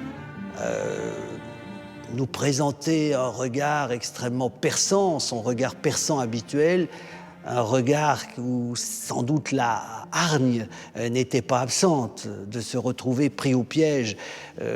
C'est tout le sentiment, je pense, de l'assassin qui revient sur le lieu de ses crimes. Les murs de la cellule de Barbie renferment sans doute les voix de ses victimes. Les milliers de personnes qu'il a internées ici même pendant la guerre, dans des conditions inhumaines. J'ai souffert les pires heures de ma vie dans cette cellule. Et c'est le moment où ceux qui ont une petite pilule de cyanure avalent la pilule. Et sans aucun doute, si j'avais eu cette possibilité, je l'aurais fait. Des centaines de prisonniers entassés dans les cellules et des dizaines d'autres également retenus dans ce hangar construit au fond de la prison. On l'appelait la baraque aux Juifs. C'est une baraque qui était au milieu de la cour de la prison et dans laquelle il pouvait entrer une centaine de personnes. Et en majorité, c'était des Juifs. Le soir, on se couchait. Il y avait quelques chalits, mais il n'y en avait pas pour tout le monde, parce que moi, je me rappelle que je couchais par terre. La prison de Montluc, c'est l'antichambre de la Gestapo. Des dizaines de prisonniers y sont transférés chaque jour. Ils attendent les redoutables interrogatoires de Klaus Barbie, enfermé ici, dans ces caves. J'ai rencontré Barbie durant toute une semaine, puisqu'il est venu me chercher tous les matins, il me ramenait le soir. Après m'avoir frappé, après m'avoir posé la seule et unique question, donne-moi l'adresse de tes frères et sœurs. Il avait roulé mes cheveux autour de sa main et il m'a mis la plus belle baffe de ma vie. J'ai reçu une claque qui m'a couché par terre. C'était des coups de matraque, des coups de pied, des gifles, des coups de poing, mais j'avais une chance. Sous les coups, je m'évanouissais. Alors, quand on s'évanouit, on s'évade. Il ne se passe plus rien. Malheureusement, ça ne durait pas longtemps. J'étais toujours... À chaque interrogatoire, j'ai été réveillé à coups de botte. Chaque fois, vous ne vouliez pas répondre et il prenait une dent qu'il cassait, deux ou deux, et puis il recommençait sans arrêt. Il était méchant. Il était très méchant, très... Il fumait un cigare et chaque fois qu'il passait, il me le mettait dans le cou. Klaus Barbie m'a donné l'impression que pour lui, les coups, c'était un grand plaisir. De les donner, pas de les recevoir.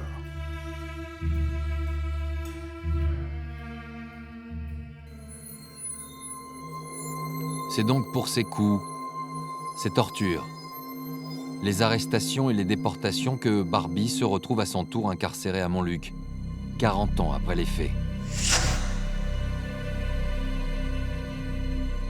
Poursuivi pour crime contre l'humanité, il en avertit son ami Alvaro de Castro dans la toute première lettre qu'il lui écrit depuis sa cellule. La réalité est la suivante. Je suis incarcéré à Lyon, Fort Montluc, et je vais être jugé pour crime contre l'humanité, et non pour crime de guerre. Les crimes de guerre sont prescrits. On ne peut donc pas poursuivre Klaus Barbie sous ce chef. Par conséquent, Klaus Barbie va être poursuivi pour crime contre l'humanité.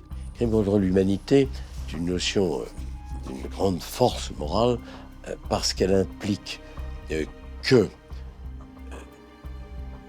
celles et ceux qui sont les victimes de ce crime, c'est en fonction de ce qu'elles sont qu'on les tue, qu'on les assassine. Quel visage a le crime contre l'humanité? La curiosité grandit chez les Français qui n'ont toujours pas vu Barbie. Ces photos, seule la police les détient.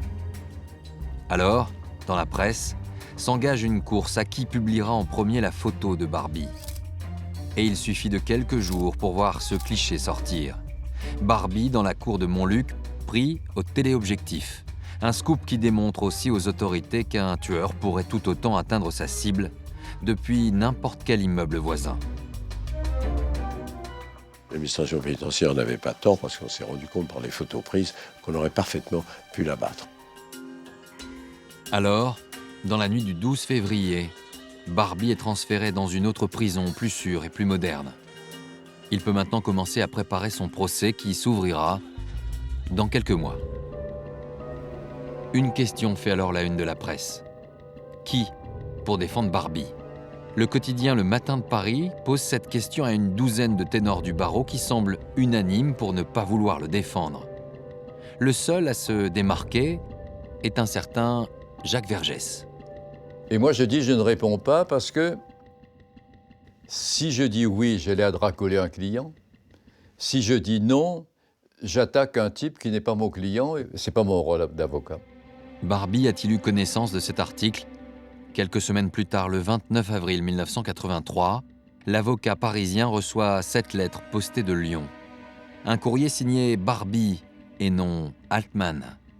L'homme a pour l'occasion repris sa véritable identité. Maître, sur les conseils d'amis de ma fille, je souhaiterais vous consulter pour mon affaire. Je suis surpris, non. C'est peut-être de l'immodestie de ma part. Qu'un type dans une situation très difficile me désigne, ça ne me surprend pas. Et que je réponde oui tout de suite, je réponds là à une tradition du barreau français. C'est une tradition du barreau français que de défendre son ennemi politique.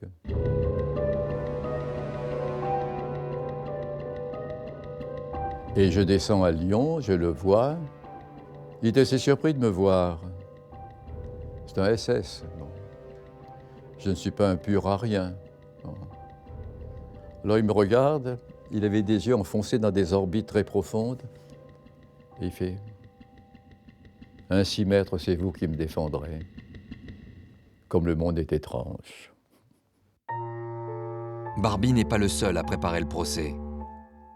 De nombreuses plaintes sont déposées et les parties civiles se constituent.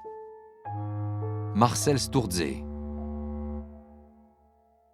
Ita et Alexandre Allenbrenner, ou Simone Lagrange. Elle sera d'ailleurs l'une des premières à se retrouver face à Barbie.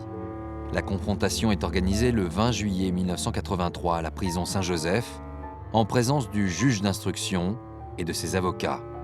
Rencontre entre le bourreau et sa victime. On est resté un bon moment, ça a commencé. Et je me suis retournée, je dis, monsieur le juge, quand est-ce que vous démarrez? Il s'est penché vers moi, il m'a dit, quand vos mains trembleront plus. Je n'avais pas vu, j'avais les mains qui tremblaient. Vous souvenez-vous d'avoir personnellement interrogé Madame Lagrange, à l'époque Mademoiselle Cadoche, âgée de 13 ans? Je n'ai pas le souvenir d'avoir interrogé cette personne, car cela n'était pas dans mes attributions. Dans ce bureau sont passées des centaines de personnes. Je ne peux pas me souvenir de tout le monde. Je ne vois pas pourquoi j'aurais interrogé cette petite fille. De la manière dont Barbie m'a regardé fixement pendant cette confrontation, j'ai la très nette impression que s'il ne me reconnaît pas, il se souvient de mon histoire.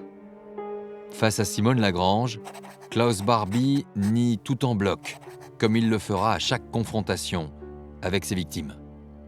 La confrontation, elle est plutôt en faveur de Barbie, parce que Barbie, lui, il a perdu personne. Il est vindicatif, il est policier de profession. Et la liste des faits reprochés à l'ancien chef de la Gestapo est longue. Il est notamment accusé de la rafle de la rue Sainte-Catherine à Lyon le 9 février 1943. Parmi les hommes arrêtés ce jour-là, le père du garde des Sceaux. J'ignorais que l'ordre de déportation de mon père était signé de Barbie. Pas seulement de mon père, il y avait une liste de noms. Parmi les 83 juifs arrêtés ce jour-là, il y avait une première liste. Et ça, je l'ai appris en cours de route. Robert Badinter ne se constitue pas partie civile, mais veille à ce que la procédure suive son cours. Tout cela durera 4 ans, jusqu'à l'ouverture du procès. Ce jour-là comparaîtra un vieil homme, mais c'est bien lui qui faisait régner la terreur 40 ans plus tôt à Lyon. L'expertise psychiatrique est formelle. On s'apprête à juger le même homme qu'en 1944. Jacques Védrine est l'un des médecins qui rencontre Barbie au cours de l'instruction. Chez lui, rien n'a changé. Absolument aucun commencement de début de réflexion quand même sur le nazisme. Hein. Il est encore dedans. Bah, il était encore dedans, quoi. Nous les nazis. C'est Herr Nein. J'étais des innocents. Klaus Barbie est donc convoqué à la barre devant la cour d'assises de Lyon le 11 mai 1987. Barbie ne s'apprête donc pas à comparaître pour l'assassinat de Jean Moulin, mais comme le bourreau de centaines de juifs et de résistants. Il va être jugé pour crime contre l'humanité. Et c'est une première en France. Extrait de la prison Saint-Joseph où il séjourne maintenant depuis... À son arrivée, un important déploiement de forces de l'ordre, quelques manifestants et une presse omniprésente. Dans quelques minutes, le procès va débuter à l'heure exacte du journal télévisé. C'était bien la première fois dans l'histoire de la justice française où c'était un réalisateur de la Mondiovision, car le procès, l'ouverture du procès a été diffusée en Mondiovision. C'est lui qui a donné le clap de départ. Ici, dans la salle des pas perdus du palais de justice de Lyon, transformée en l'occurrence pour le procès Barbie en salle d'assises, eh bien c'est un très grand moment d'émotion, Un moment d'émotion que partage personnellement le journaliste qui couvre l'affaire depuis maintenant 15 ans. Sans l'interview, sans la reconnaissance de ce visage comme étant celui de Barbie et non pas d'Altman, probablement il n'y aurait pas eu de procès. La Cour. Il est 13h04 ce 11 mai 1987. Le procès Barbie s'ouvre. L'audience est ouverte. Je demande au service d'ordre d'introduire l'accusé, s'il vous plaît. Je me suis dit, tâchons de faire bonne figure, que les gens ne hurlent pas quand j'arrive ou quand mon client arrive. Ils n'ont pas hurlé, mais quand Barbie est arrivé, il y a eu un effet. Oh!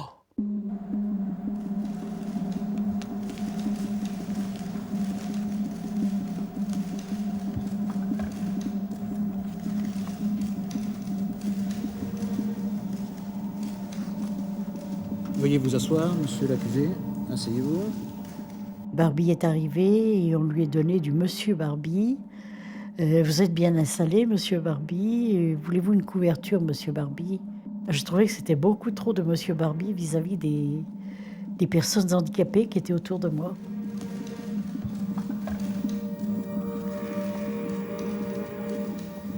Il avait toujours son regard extrêmement fuyant, son sourire un peu figé. Et qui arrivait comme un animal dans une foule immense.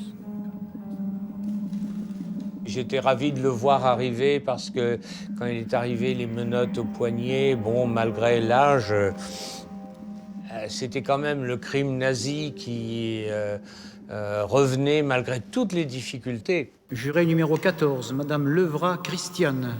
Tirée au sort, approchez-vous, madame. Christiane Levrat rejoint le président du tribunal. C'est la première fois qu'elle assiste à un procès d'assises. C'est la première fois aussi, bien sûr, qu'elle rencontre Klaus Barbie. Je suis passée devant Klaus Barbie. J'ai fait sa connaissance à ce moment-là. Et ce qui m'a frappé simplement, c'est son regard extrêmement perçant. Accusé, veuillez vous lever. Quels sont vos noms et prénoms? Altman Klaus. Quel était le nom de votre père? Nikolaus. Et son nom de famille? Barbie. Barbie. Et le nom de votre mère? Anna Hess. Anna Hess. Vous nous dites, vous vous appelez Altman. Votre père s'appelait Barbie. Depuis quand utilisez-vous le patronyme de Altman? Je suis nationalisé depuis le 3 octobre 1957 en Bolivie sous les deux noms, Klaus Altman et Klaus Barbie. Bien, asseyez-vous. Barbie donne le ton des débats, un imbroglio d'état civil qui n'est que le premier acte de sa ligne de défense. Au troisième jour du procès, il réserve à la cour un coup de théâtre. Nous venions de terminer l'évocation de la personnalité de Klaus Barbie et nous allions passer à l'examen des faits. Lorsque l'avocat de Klaus Barbie jette furtivement un regard sur son client, Klaus Barbie se lève. Monsieur le Président, je souhaite prendre la parole. Möchte ich nochmal erklären, dass ich bulgarischer Staatsangehöriger bin und dass ich hier physisch vor Ihnen stehe verdanke ich nur dieser illegalen Ausweisung. Aus diesem Grunde habe ich vor, nicht mehr vor diesem Gericht hier zu erscheinen. Und ich bitte Sie, Herr Präsident, mich in die Haftanstalt St. Joseph zurückbringen zu lassen. On avait déjà abordé cette possibilité. Il craignait, étant donné la présence d'un large public, que ce soit un grand spectacle où il soit polichinelle sur lequel on jette des cailloux, et donc il préférait éviter. Monsieur le procureur général, peut-être voulez-vous intervenir? Barbie a le droit français pour lui, mais son choix suscite la colère du ministère public. Il y a plusieurs façons d'interroger. Il y en a une qui avait cours dans cette ville il y a plus de 40 ans, et celui qui était soumis à l'interrogatoire n'avait aucune possibilité de s'y soustraire. Il ne pouvait pas dire tranquillement « À partir de maintenant, je rentre dans ma cellule, et puis j'y resterai tranquillement, faites ce que vous voulez, ça ne m'intéresse pas ». On a été extrêmement surpris. On ne savait pas que ça pouvait exister, d'abord qu'un accusé ne comparaisse pas. Moi, je croyais que les accusés étaient obligés d'être là de toute façon. Maintenant, comme toujours, c'est Herr Nein, Monsieur Non, non à tout. Tout le monde a été déçu, tout le monde. C'était un peu l'effet du bon, mais en même temps un peu de déception, parce qu'on aurait voulu l'entendre là-dessus. Finalement, c'est lui qui, une fois de plus, se dérobe. C'est lui qui est un nazi honteux, qui n'ose même pas, actuellement, se pencher sur son passé et dire ce qui s'est passé. L'audience est suspendue. Klaus Barbie n'assistera donc pas à son propre procès. Alors qu'il quitte la salle, peut-être pour la dernière fois, Ladislas Doyos lui va tenter une interview improvisée dans la Souricière, ce petit couloir par lequel l'accusé est évacué du tribunal. C'était très très étroit. Alors je lui mets mes doigts dans les côtes pour savoir s'il avait un gilet pare-balles. Et non, là il se retourne et il me dit Ah, Sie sind Hoyos. Vous êtes Hoyos. Je dis Oui, vous vous souvenez? Ah oui, la passe, etc. Il se souvenait parfaitement. Vous n'avez pas beaucoup de courage, on dira. Vous n'avez pas beaucoup de courage, vous ne voulez pas rester au procès. Weil ich Bolivianer bin. Ich bin Mais entführt parce que je worden. suis bolivien. Vous avez été enlevé. Ich bin entführt worden. Poussez-vous, monsieur. On m'a enlevé. On m'a livré à la France. Et puis on continue l'interview comme ça. Et à un moment donné, je lui dis Mais qui vous a donné Jean Moulin?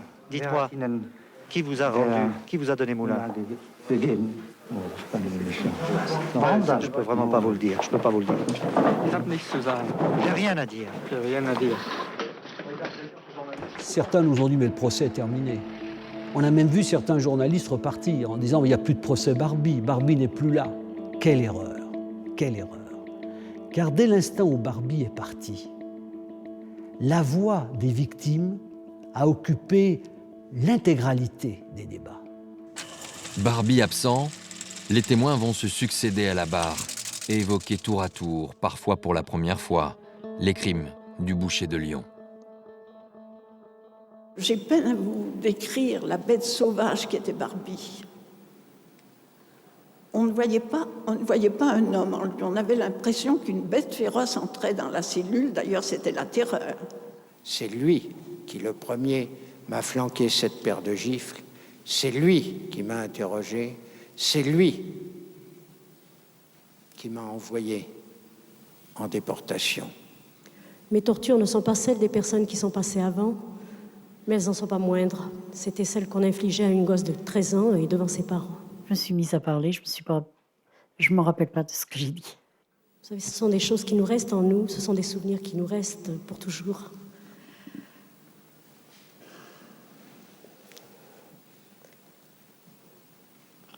Excusez-moi.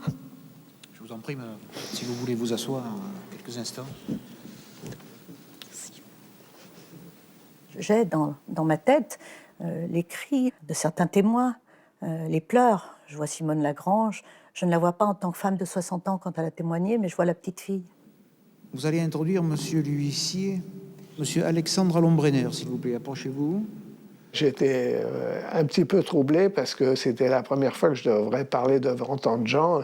Puis c'est pas une question de timidité, mais c'est très dur. Le malheur a frappé dans ma famille 2 fois. Approchez-vous un petit peu du micro, s'il vous plaît. J'ai dit le malheur a frappé dans ma famille 2 fois par la cause de la même personne, M. Klaus Barbie. Ma mère, quand elle est passée, on lui a pas demandé trop de parler. Qu'est-ce qui est plus cher pour une mère comme des enfants? Il n'a plus cher, non. Dans la vie, il n'a pas plus cher comme des enfants. Elle a dit des choses qu'une mère peut dire, voilà, des choses très dures. C'était un homme, comme il vit encore, un homme comme ça.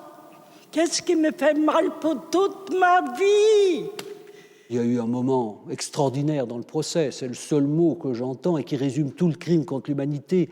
C'est lorsque Sabine Slatin, la directrice de la maison des enfants d'Isieux, évoquant le rapt de ces gamins en ce printemps 1944, pousse des cris en direction de Barbie. Je demande,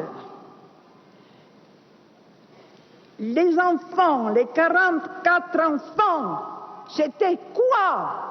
C'était des résistants, c'était des maquisards. Qu'est-ce qu'ils étaient? C'était des innocents. Tout était résumé. Tout était résumé. Toute l'horreur du crime contre l'humanité, toute sa signification, toute sa dimension, tout son paroxysme était exprimé à travers ces mots. Vous savez, à la fin de la journée, j'aurais pas pu vous dire combien on en avait entendu. Alors, ils étaient consignés, en fait, dans ce que j'écrivais. Mais c'était alors, il y avait un témoignage, hop, on passait au suivant. Et tous étaient horribles. Des témoignages en forme de réquisitoire que viennent compléter les 40 avocats pendant 2 semaines de plaidoirie. Fortuné, l'infortuné, est revenu d'Auschwitz, mais Jacques, Richard et Jean-Claude ne sont pas revenus. Quelle est la signification de cette page blanche? Quelqu'un aura répondu ici à cette place? C'est le linceul des enfants d'Isieux. Au nom de la France, enfin qui n'a que trop souffert de ses faiblesses, trop tardé sur ses remords, bref, trop douté de sa grandeur et de sa vérité. Acquittez sans plus tarder Klaus Barbie. Le 3 juillet 1987, à quelques heures du verdict, Barbie n'a d'autre choix que d'être présent dans le box.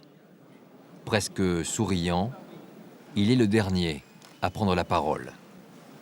Je n'ai eu jamais le pouvoir de décider des déportations.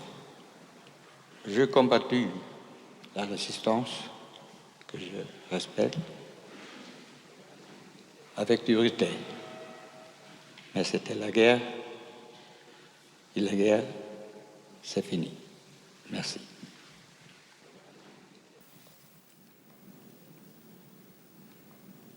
Quand il dit la guerre est finie, c'est comme si ça effaçait pour lui ce qui avait eu lieu et qu'aujourd'hui il n'y a plus la guerre et quelque part je suis un autre homme. Ça voulait presque dire pousse.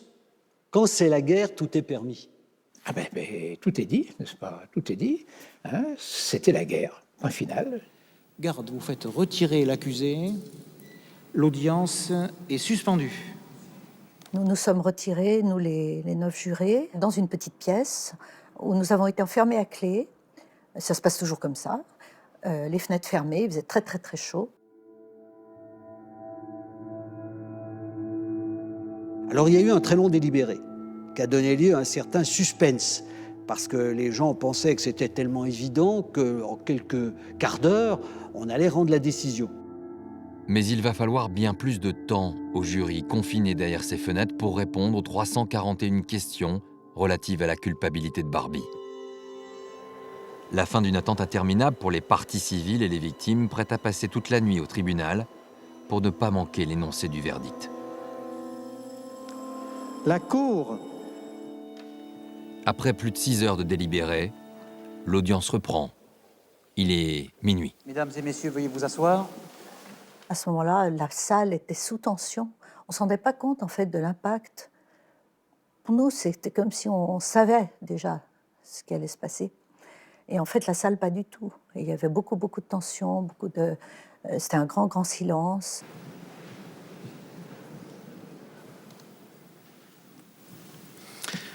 Bien, accusé Klaus Barbie, veuillez vous lever, s'il vous plaît.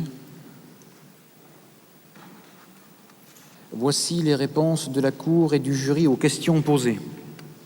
Il résulte que Klaus Barbie s'est rendu coupable, premièrement, d'avoir, en 1943, à Lyon et sur le territoire français, commis un crime contre l'humanité en prenant part à l'exécution d'un plan concerté pour réaliser la déportation, l'asservissement et l'extermination de populations civiles ou de persécution pour des motifs politiques, raciaux. Pendant 30 minutes, Barbie va écouter la lecture des 341 réponses du jury jusqu'à l'énoncé de sa peine. Il est alors près d'1h du matin. La Cour et le jury condamnent à la majorité Klaus Barbie à la peine de la réclusion criminelle à perpétuité. Il ne fait aucune observation, ni d'approbation, ni de désapprobation. Et il était nécessaire qu'il soit puni. L'audience criminelle est levée. L'audience... Silence, s'il vous plaît, je vous en prie. Silence, s'il vous plaît. Silence, s'il vous plaît. Un petit peu de dignité, s'il vous plaît. C'était une explosion, un soulagement, parce que beaucoup de gens pouvaient craindre ou voulaient craindre un accident de parcours. Après 2 mois de procès, Barbie quitte le tribunal jugé coupable. Sans avoir exprimé aucun remords ni regret, il va rejoindre sa cellule pour purger une peine qu'il estime injuste. J'ai revu après, monsieur le procès. Il m'a dit, pourquoi ils m'ont condamné à la prison? Je dis, vous y attendez? Ah non, non, non, je m'attendais à être en résidence surveillée. Et qu'est-ce que moi vous conceviez ça? Ben, une petite maison avec un peu de nature autour, et puis il y aurait eu des policiers qui m'auraient empêché de m'évader, etc. Mais je pensais que je méritais bien ça. En somme, une prison qui n'en était pas une. Pourtant, Barbie est bel et bien condamné à passer le reste de sa vie derrière les barreaux de cette prison lyonnaise.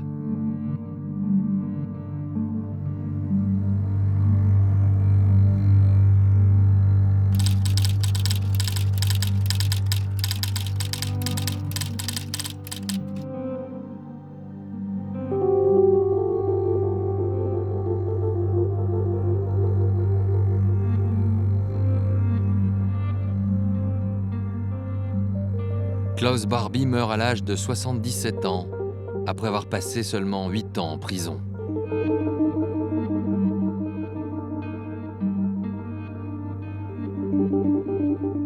Pour moi, c'est l'horreur.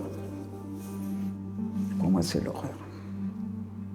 C'était vraiment... C'est le nazi dans toute sa splendeur, hein, parce que c'est vraiment pour moi, c'est l'horreur.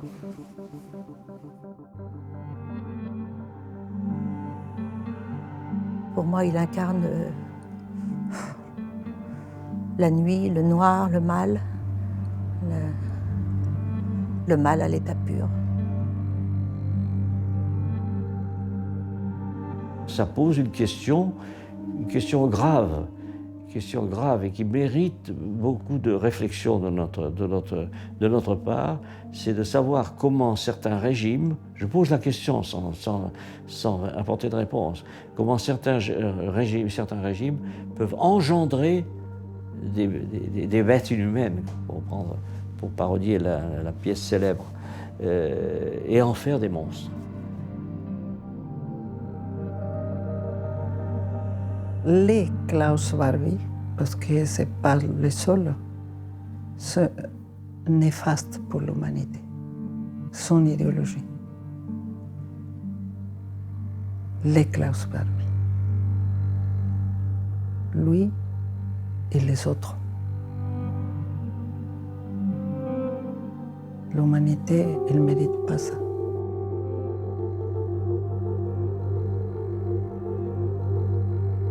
Ce qui demeurera du procès Barbie, et ce à quoi aura servi le procès Barbie, c'est d'abord le souvenir des enfants d'Isieux. Voilà.